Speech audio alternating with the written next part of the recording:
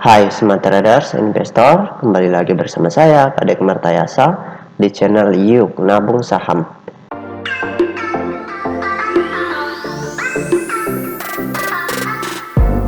Nah, di episode kali ini kita akan membahas dua perusahaan.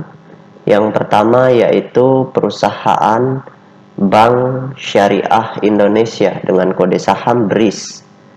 Nah, perusahaan ini di-request oleh Mas Harman ya. Nah, Mas Harman ini teman saya sendiri. Nah, kemudian yang kedua, kita akan bahas perusahaan Gajah Tunggal Tbk ya. Kode sahamnya GJTL. Nah, perusahaan ini di-request oleh Mas Yonatan ya. Mas Yonatan. Seperti itu. Oke, untuk mempersingkat waktu, kita langsung saja ya. Pertama, kita buka dulu aplikasi iPod. Jika Anda menyukai konten-konten kami mengundang Anda untuk mengklik tombol like dan subscribe agar Anda mendapatkan video terbaru kami setiap minggunya. Nah, kemudian kita cari dulu BRIS ya. BRIS. Oke, kita enter. Nah, di sini kita lihat saham BRIS ya. Kita ambil time frame yang lebih panjang. Kita ambil dari bulan 1 ya, Januari aja. Oke, nah kalau kita lihat saham BRIS ya, dari Januari 2021 itu cenderung sideways ya. Saham perusahaannya cenderung sideways. Nah, kemudian ini kalau kita lihat secara teknikal ya, ini berada di level supportnya itu 1.710 rupiah. Kemudian resistennya di harga 2.900-an. Nah, ini beberapa bulan terakhir ini cenderung sideways seperti itu. Nah, kalau kita lihat potensi jangka panjang ya dari perusahaan ini, kita harus melihat analisis peta kepemilikannya supaya kita bisa membaca masa depan dari perusahaan ini. Ya, bisa kita padukan dengan laporan keuangan, tapi laporan keuangan juga untuk market 2.0 ini tidak berpengaruh yang signifikan seperti itu. Kadang-kadang perusahaan yang laporan keuangannya bagus tapi harga sahamnya malah turun terus. Atau sebaliknya, laporan keuangannya jelek, perusahaannya minus tapi harga sahamnya naik terus. Seperti itu. Nah, kenapa itu bisa terjadi? Nanti ada penjelasannya. Oke, kita langsung saja. Pertama kita lihat saham BRIS ini. Kalau saya ambil datanya ya secara manual yang saya kumpulkan, saham BRIS ini scriptless rasionya ya, atau saham scriptlessnya itu 99% sahamnya sudah dalam bentuk digital atau scriptless.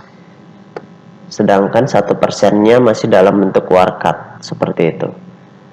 Nah, kemudian yang kedua, investor besarnya atau big player atau market maker atau liquidity provider, apalah istilahnya itu banyak sekali yang kecenderungannya sama.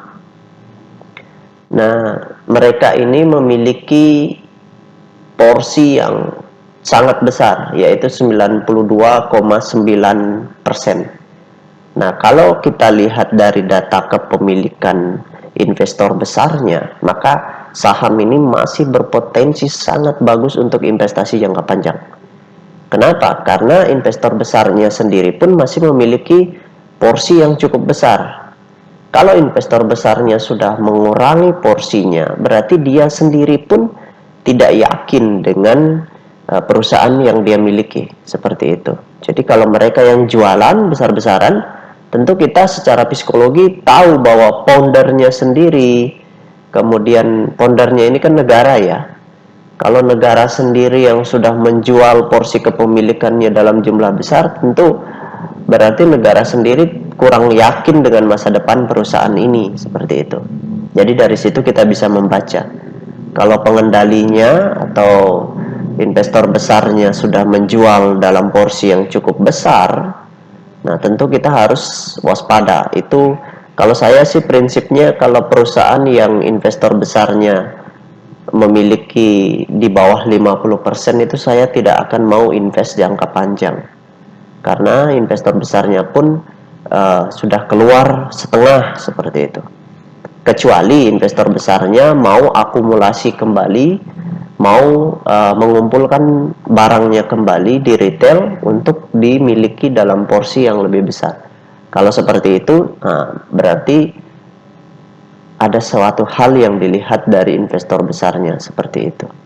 Jadi mereka mungkin dulunya exit karena kebutuhan dana yang di bidang lain, kemudian sekarang kembali membeli perusahaan yang ia miliki sendiri dalam porsi yang jumlahnya cukup besar seperti itu. Seperti itu secara psikologinya. Nah, kemudian kepemilikan retail di sini, di saham BRIS ini cuman 3,1%. Artinya semakin sedikit kepemilikan retail itu semakin bagus. Ya. Karena kalau barang ini atau saham BRIS ini banyak dimiliki oleh investor retail, ya, misalkan sudah lebih dari 70%, nah itu peluang kenaikannya kecil, karena retail sesama retail tidak ada yang mau kompak untuk hajar kanan atau HK gitu, memborong di harga yang lebih atas atau memborong di lelang yang dengan harga yang lebih tinggi seperti itu. Itu retail tidak mau. Hanya big player atau pengendali yang punya kepentingan, yang paham dengan kondisi perusahaan, yang betul-betul tahu masa depan perusahaan. Hanya orang-orang seperti itu yang mau menghajar atau HK, ya, hajar kanan atau memborong di harga yang lebih tinggi supaya mereka dapat banyak barang seperti itu. Dan investor retail juga memiliki keterbatasan dana, sedangkan investor besar atau market maker atau liquidity provider, nah itu memiliki dana yang cukup besar untuk memborong kembali barang-barang yang dijual oleh investor retail seperti itu. Jadi ini pembelajaran tambahan buat teman saya Harman dan buat teman-teman investor yang yang sedang belajar saham seperti itu. Nah, saya sendiri pun belajar dari banyak guru seperti itu untuk mengumpulkan data-data. Nah, data-data scriptless ratio atau data-data big player atau investor besar, kepemilikan investor besar itu bisa kita dapatkan di Bursa Efek Indonesia yang kepemilikannya di atas 5% seperti itu. Ya, tergantung Andanya yang mau piknik mencari lebih keras, ya tentu akan dapat. Seperti itu. Nah, sekarang kita lihat dulu broker summary-nya ya. Nah, kita lihat saham BRIS. BRIS. Oke. Kita ambil dari tanggal 18 ya. Sampai saat ini tanggal 28 ya. Kita show. Waduh, ini jaringannya putus nih. Nah, oke, sudah dapat datanya ya, sudah tersambung lagi. Nah, sekarang kita lihat dulu. Nah, di sini, nah kalau kita lihat di sini, YP ini membeli ya 677.000 lot. Kemudian YP juga menjual 544.000 lot. Nah, kalau kita hitung ya antara total pembelian dengan penjualan ini ya, net transaksinya, maka kita bisa tarik kesimpulan dari data broker summary ini. Kalau saya analisis dengan tools tambahan yang saya miliki, itu kesimpulan dari pergerakan investor besar di saham BRIS ini normal distribusi, artinya distribusi dalam jumlah kecil ya, kemudian presentasinya yang kecil ya, seperti itu. Jadi di sini sehingga harganya sideways ya, di sini selama rentang ini ya, Nah, di sini distribusinya kecil, nggak terlalu besar seperti itu.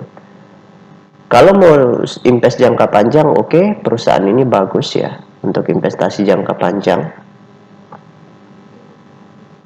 Seperti itu, karena kepemilikan investor besarnya itu masih porsinya besar sekali, seperti itu. Ya, mungkin itu saja yang dapat saya sharingkan ke Harman ya. Nanti kapan-kapan kalau kita bisa bertemu, mungkin kita bisa sharing lebih banyak lagi seperti itu.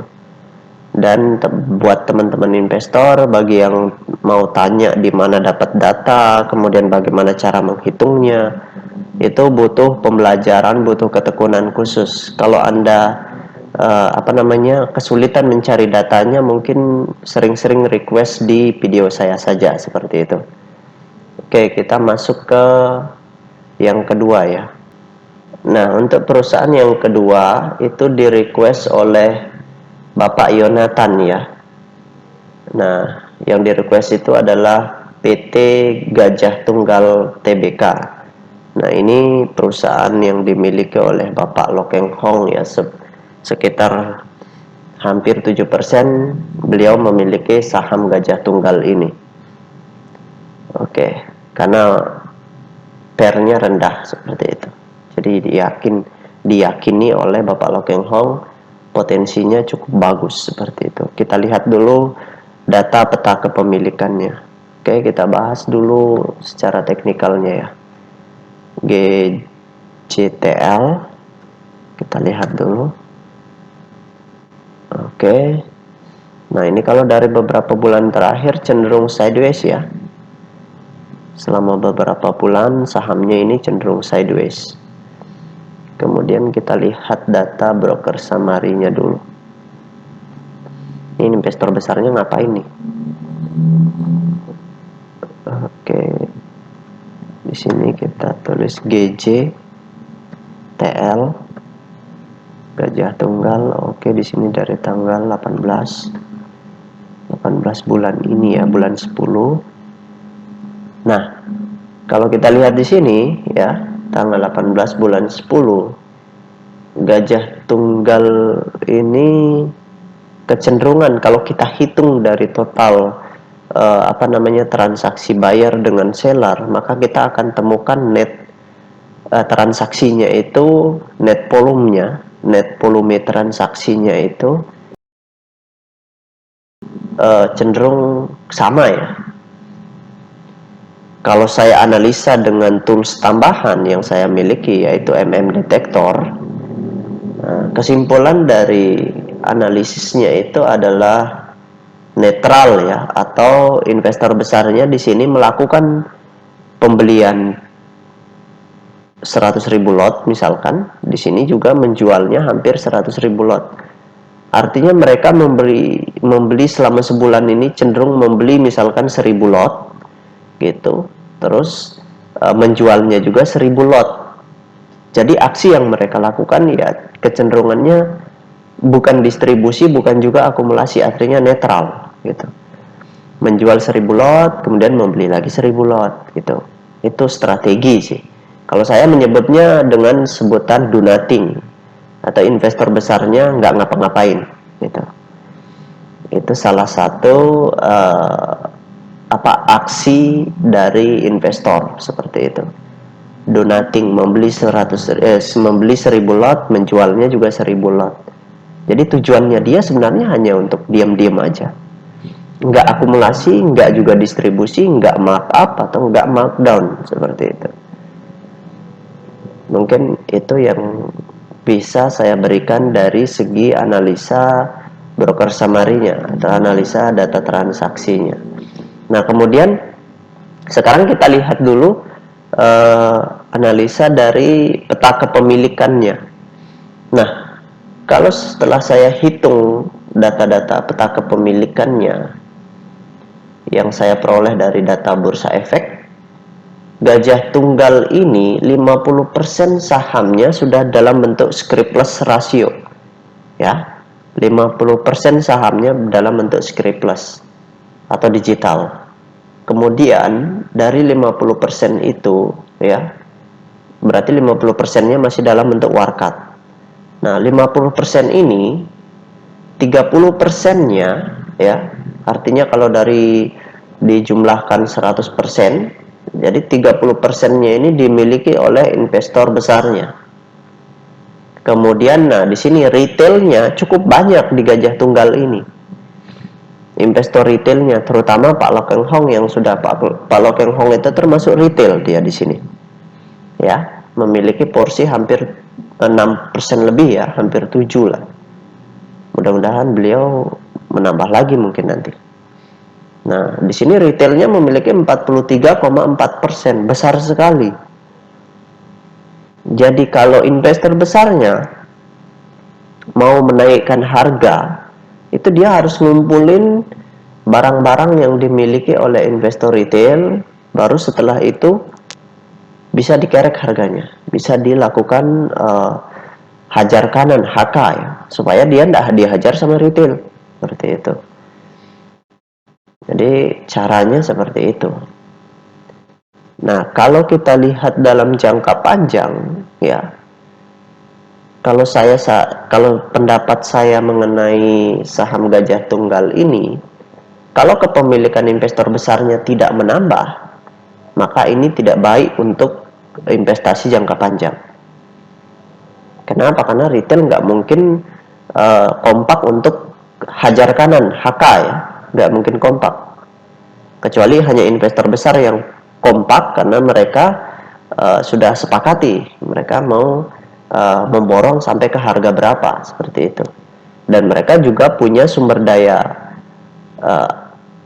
manusia yang cukup besar, seperti itu. Artinya punya uang yang cukup besar untuk bisa memborong kembali barang-barang di retail, kemudian dikumpulin terus, hajar kanan yang markup terus. Nah, itu baru bisa harganya naik gitu. Jadi kalau ini saya lihat selama tidak ada akumulasi dari investor besarnya, maka sahamnya ya nggak akan naik secara signifikan gitu. Mungkin kenaikan dalam jangka pendek iya, tapi secara signifikan gitu. Kalau Bapak Lo Keng Hong mungkin mau menyimpan ini dalam waktu 10 tahun, 20 tahun mungkin akan bisa naik. Cuma Bapak Lo Keng Hong kan sudah tahu, mereka kan, Bapak Lo Keng Hong itu kan dekat dengan direksinya, komisarisnya, ya, dengan founder-foundernya, bahkan mungkin dengan big playernya pun beliau dekat. Jadi beliau bisa tahu di sini. Nanti kalau big playernya ngumpulin barang dari retail, barulah kita ikut masuk, seperti itu. Kalau untuk saya sekarang, saya lebih baik menunggu aja, menunggu aksi dari investor besarnya. Ketika terjadi akumulasi yang cukup besar, barulah saya masuk, seperti itu. Karena kalau kita simpan uang kita, kemudian kita nunggu 10 tahun, 20 tahun, ya kalau Bapak Lo Keng Hong tidak masalah, karena beliau kan punya aset yang besar, triliunan. Kalau kita retail ikut ngikutin gaya dia, ya kita masih mikirin biaya sekolah anak dan sebagainya, itu sulit, seperti itu. Nah, jadi seperti itu ya. Nah, oke, mungkin itu saja yang bisa saya sharingkan untuk teman saya Harman dan Bapak Yonatan ya. Untuk teman-teman yang lain, investor yang lain ya, jika ada yang mau ditanyakan atau yang mau di-request, silahkan komen di kolom komentar, seperti itu. Baik teman-teman, see you next time. Salam cuan selalu.